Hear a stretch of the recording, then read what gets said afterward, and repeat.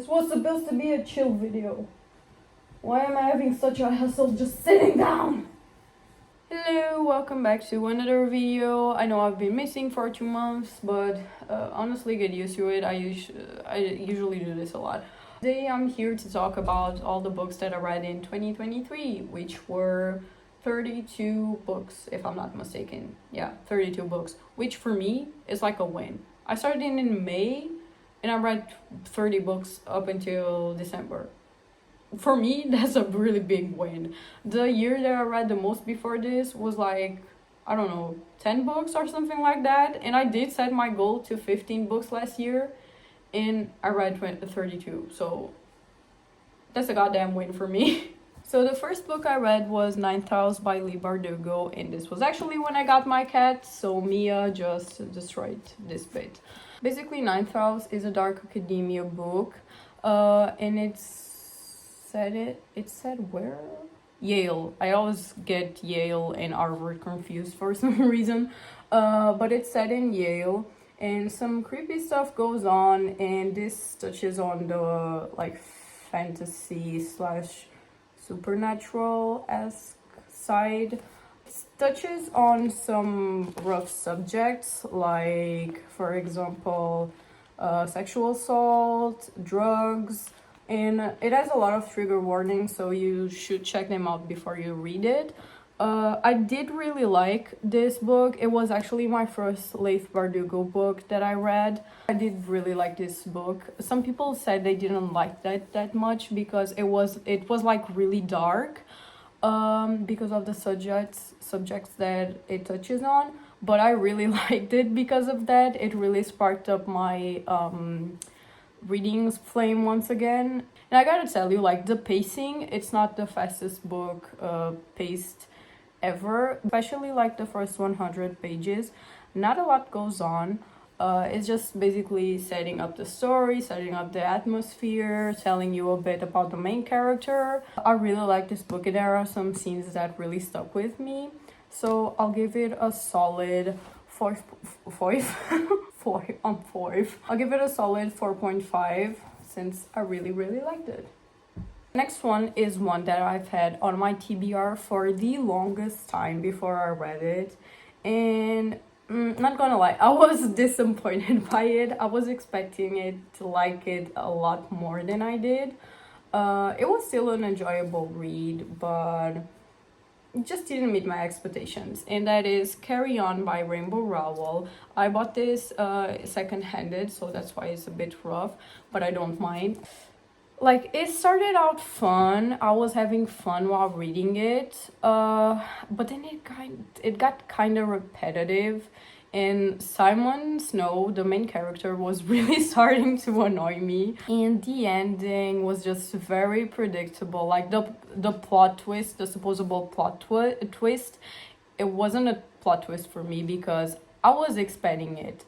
Like, I knew what this was going to happen, so yeah. Didn't really found it all that worth the hype. I still do get why people really like it. So this one I probably gave like a 3.5 out of 5 stars since it didn't meet my expectations, but at the same time it was still a fun read. Okay, so next, it was also one that was on my TBR for the longest time, and I finally read it. I'm really liking this series, and right now I'm only missing one book, and I'm really excited to know how everything wraps up and what's going to happen, since it's, the last book, so a lot of things will happen, but that's Oh, this is not the Raven Boys. This is the Raven Boys. That was the second book. And that book is The Raven Boys by Maggie Stiefvater. I really like the characters. They are very likable characters, and you can see them just grow over time, and you can see their friendship. And I love a found family book, and all of these characters, I love everyone in this book. I'm giving this like a solid 4 stars. I really did enjoy it, and I still do really like it. But since this was the first book to a series, it's more about getting to know the characters It's more of an introduction to the series, so that's why I'm giving it 4 stars. But I really liked it, and as soon as I finished it, I really wanted to read the other one. Next one is one that I don't actually own a physical copy, since I read it on my iPad before buying a Kindle, and that is Convenience Store Woman by Sayaka Murata.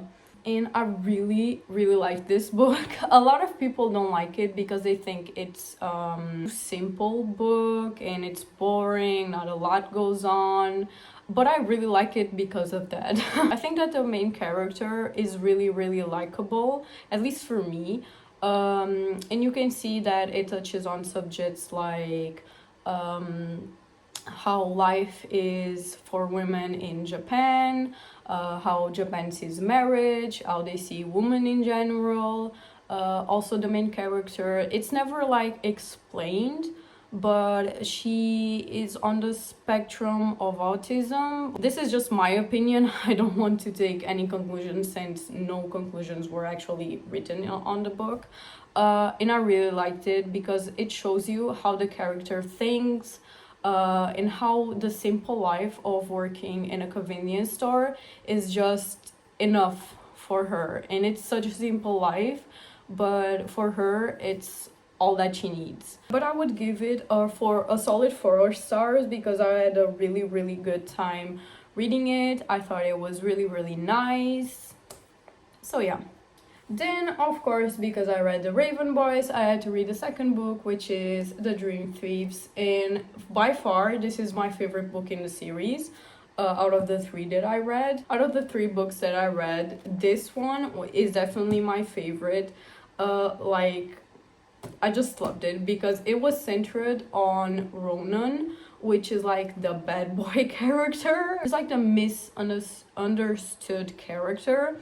So I really like him, not because of that, but because I like his character in general. He's very funny. So you got to know more about Ronan and his family and all of the things surrounding him that I cannot talk about much, or else I'll just spoil the first book. But if you read the first book, you know what I'm talking about. And I really love this book. I put some annotations on it, and I do need to, I thought I annotated it more. Actually, I have this annotation right here, which is basically me just dishing on Adam, because Adam was really annoying me in this book. And for this one, I would give it a 4.5 out of 5 stars because, again, I really like this book because I really like Ronan. So yeah. Okay, next is probably my least favorite read of the year, and I was expecting to like this book a lot more.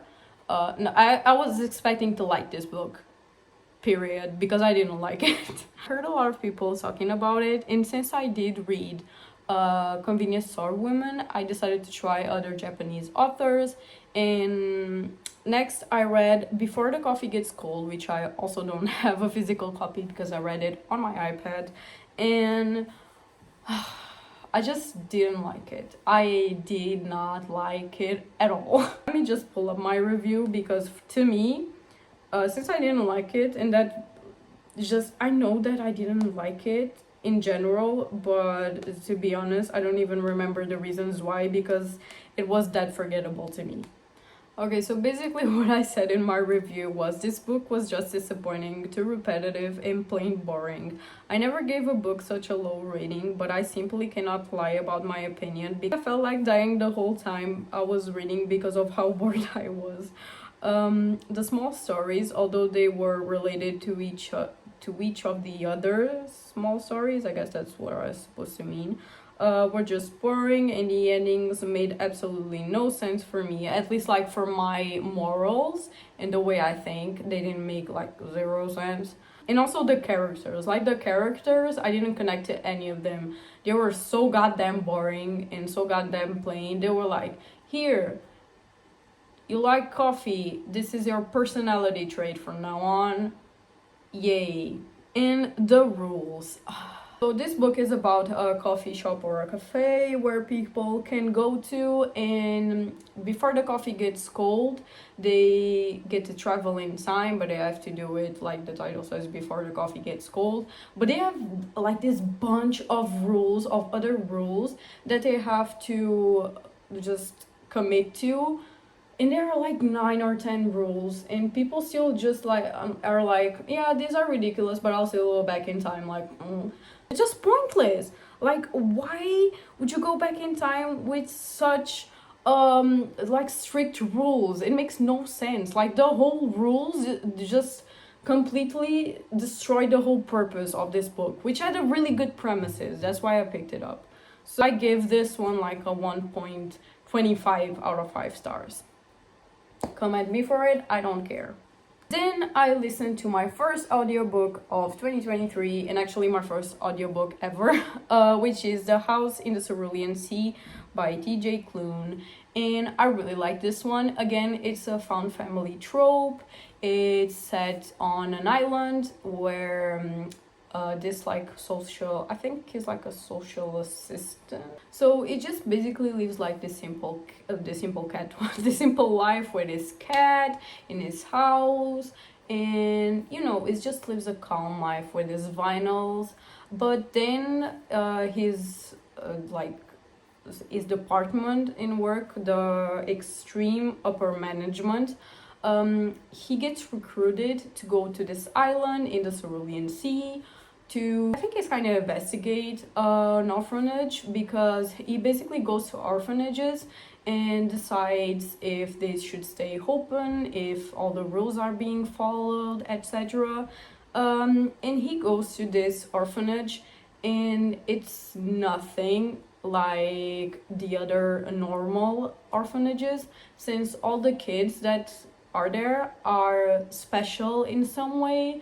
And amongst them you have the Antichrist. And if you know me, you know that I like an Antichrist, like Satan, a child of Satan kind of thing. So I was like, oh, Antichrist, yeah, check me on that. So yeah, basically Linus goes there, and then this is like a light-hearted, wholesome book. It's really, really funny. It has some great like humor.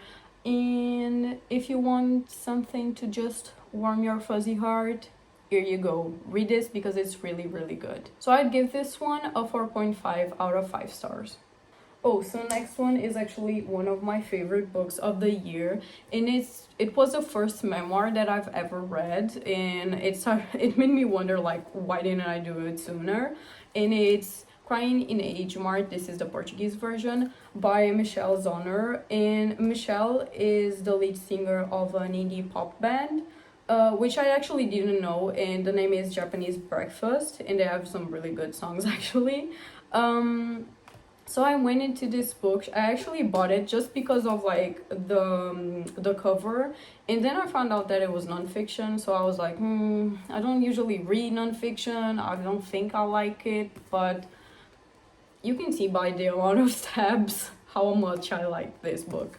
This is about Michelle's life, and the book starts off with her telling that her mom died of cancer, and then she goes back a few years, and then she starts explaining her relationship with her mother, and you can see that she had some problems with her like identity, like especially her ethnicity. And then the book talks a lot about Korean food, and it's a really, really nice emotional book, and I really, really loved it. And it just this book, I could reread it because it really did spark something in my heart. And although again I didn't know anything about Michelle Zonner, I just think that her writing was really, really nice, and she told her story in a way that it was just so emotional and captivating. I think that the more that I like a book, I just cannot tell like how much I like it, like put it into words, but basically I really, really recommend this. This one is a solid 5 out of 5 stars.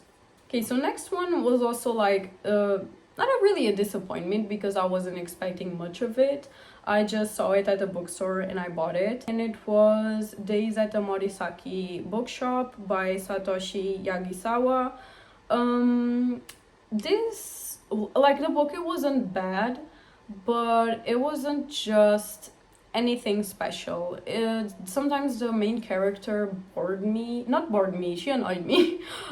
She kind of annoyed me because of some of her attitudes. This book is about Tatako, and Tatako goes to a small town where her uncle has a library, and she spends her days at the Morisaki library, which is her uncle's library. Just that it wasn't that impressive, that's why I don't remember much about it. And I would probably give it like a 2.5 out of 5 stars, since it wasn't bad, it just was kind of boring and Okay, next book. Next book is also another one that I read the premises and I thought that I really like it, since I'm really into like thrillers. And this was a murder mystery one. This follows the psychiatrist Dr. Gwen Moore, and she's like an expert on killers. She basically is like a psychologist only for killers or something like that. No, yeah, I don't know. Yeah, something like that. And then some killing starts happening because a serial killer is just kidnapping these boys, which always kind of look alike, I think, from what I remember. And then he carves art into their chest and cuts off their genitalia. And then she just like teams up with this defense attorney called Robert. Okay. So I did write a review for this one, and what I said is I really thought that I would love this book because the premises seem so interesting and different from other mystery books that I read, which is still true. It has so much potential to be great, but the author decided to ruin it with something between the characters, and I won't be able to say a lot more because or else I'll be spoiling it. But basically the plot twists weren't like and then some were just confusing and like, why is this happening and what sense does this make? And then it just got progressively worse and more boring, so yeah. I'll give this like a 2.5 out of 5 stars maybe, or just a 2 stars. And so next book was the third book on the Raven Boy series, which is Blue Lily Lily Blue. And at the time I did give this a 4 stars, but now that I think about it, to be honest, I don't remember all that much that happened in this book. I do remember, but I didn't like it as much as the second book because I think this one was more like slow paced, and I still liked it, but not as much as the other ones. So I'd probably give this a 3.75 out of 5 stars. Okay, next book was the first romance book that I read in God knows how long. And it was also on audiobook, and it's Fake Dates and Mooncakes by Cheryl Lee. I didn't expect much of this book. Like, I knew there was going to be just a fluffy romance, very cliche. This is basically about a boy named Dylan who works with his aunt and his cousin at like the restaurant that they have, and they struggle with money a lot, and so he does deliveries and stuff. And then once he goes to deliver this takeout order to a like really rich building, he meets the other main character, which name is Theo. So basically Theo does not stalk him, but he does keep like showing up out of the blue to places that Dylan is, especially like the restaurant and stuff. And yeah, it's a romance, that's all you need to know. And it's very cheesy, so it's very like K-drama or Thai BL style, which I like. I really love K-dramas and Thai BLs. but I think it lacked kind of a lot of originality, since it's like the poor guy with billionaire boyfriend kind of stuff. Oh, and it's also a fake dating trope, so I also usually love a fake dating trope, but I think this one was just kind of nyeh. And the last half, I just had to push through off of it, and in a part that Theo was talking like about his family and whatever, I could sincerely not care less about it. So yeah, but if you want a cheesy book with lots and lots of like cringe cheesy lines, this is your go-to. I would give it like a 2.25 out of 5 stars, since it was enjoyable. It just was really boring for me. Next book is also one of my favorites of the year, and is I'm Glad My Mom Died by Janet McCurdy. And I did listen to the audiobook, and some people were complaining because the audiobook, she speaks in like almost monotone, like always in the same tone of voice. But I think that's just, you know, Janet, how she talks, and I didn't mind it at all. And listening to the audiobook told by her, I think it's a different experience than just reading the book. And I just really liked it. At first, when I read the title of the book, which is I'm Glad My Mom Died, I thought like, that's a bit harsh. But like, as soon as I read it, like, Janet, I'm glad your mom died too, to be honest. So obviously that's a 5-star read for me out of 5 stars. So next one was one that I kind of just listened out of the blue, to be honest, which is Killjoy by Holly Jackson. And this is like a prequel to the A Good Girl's Guide to Murder by her. And it was fine. It was just like 100 and something pages or something like that. It was very short. For me, it was like a 2.75 out of 5 stars, since it wasn't bad, but it wasn't that great. Next on the list is another 5 stars, because I motherfucking love this series. I would recommend this to you, to your mother, to your grandmother, to your dog, to your parakeet. I don't care. I would recommend this to anyone. Seriously, if you haven't read this, like, I haven't read this till last year. We've been sleeping under a rock, basically. Because this book, this goddamn series, I'm just going to talk about the whole goddamn series right now, because it's the folk of the air, oh my god, trilogy by Ollie Black. And this right now, for me, this is the holy grail. This is the romance I needed. This is the enemies to lovers that I needed. This is the fantasy world that I needed. This is the fairy goddamn book that I needed, and I fucking love this. I loved it. I love the goddamn whole series, and I need to just read The Soul and Air before the second book of that comes out. And I think it's only going to be a duology, which is sad, because I just need more of this story. Like, I love this. I completely, absolutely, ultrally, I love this. The main character, it's so morally gray.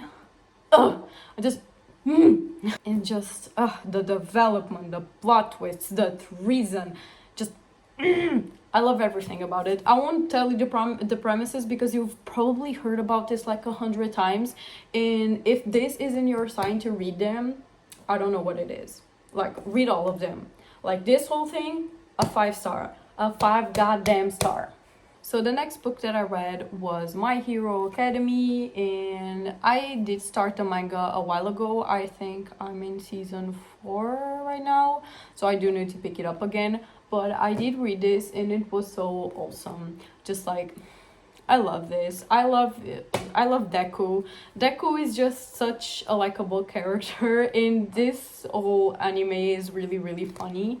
So yeah, so this is a 4.75 out of 5 stars. The next 2 books I've read, I don't actually have the physical copy because I did read them on Kindle, but it was the first 2 books of The Tea Dragon Society by Kay O'Neill.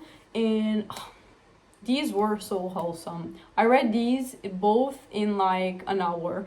They are just so wholesome. I just love the whole the art style, and just the whole story is just if you need a feel good heartwarming graphic novel, these are the ones for you. They have tea. They have dragons. They have very cute dragons. The characters are very likable. What else do you need more for me to tell you to read this? Just read it. I'll give both of these a 4.75 out of 5 stars.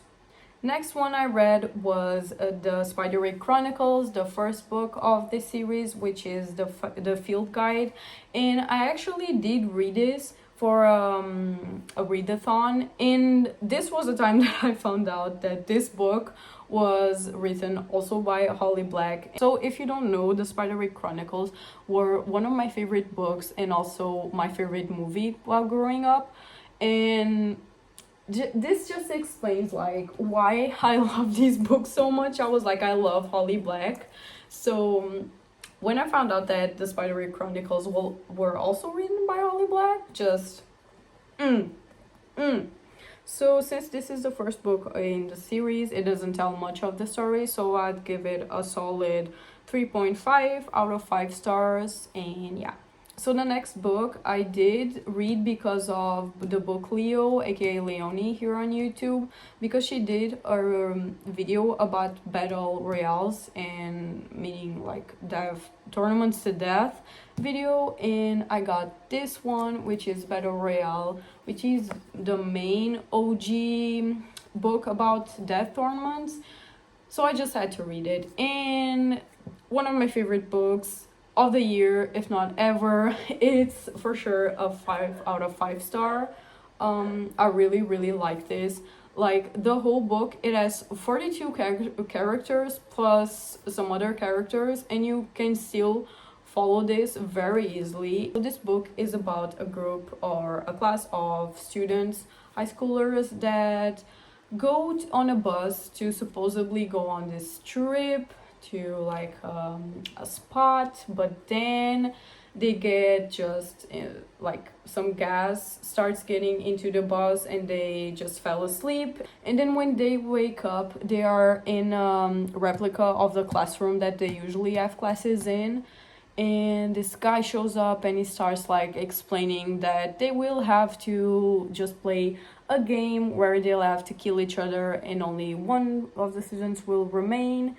So yeah, that's actually the book that inspired the Hunger Games. So I really recommend this if you like that type of dystopian setting. And yeah, 5 out of 5 stars.